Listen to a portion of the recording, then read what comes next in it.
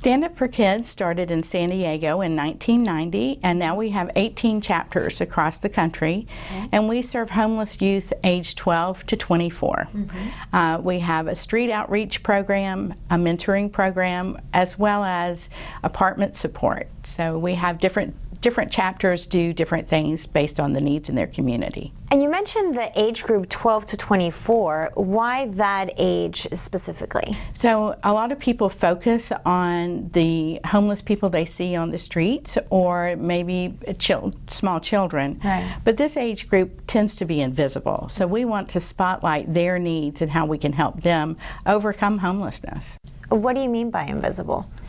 Well, they tend to hide, and they are afraid that even though they're maybe running away from an abusive situation, they don't want their parents to get in trouble. And so they tend to hide. They also don't want their peers in the school system to know they're experiencing homelessness. So they just tend to see very quietly deal with the problems that they're having.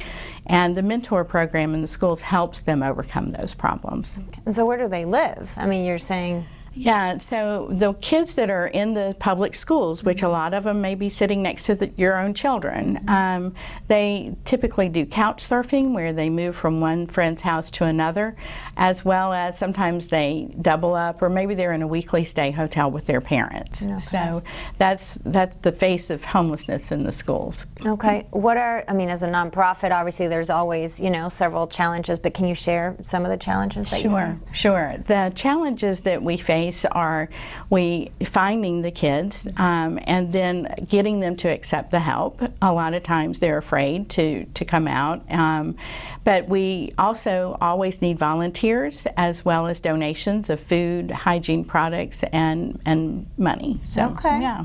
Always money. Always money. Good, right? It's always there. So, I mean, if people are there watching, and they're pulling strings on your heart, and you want to help, how can they do that?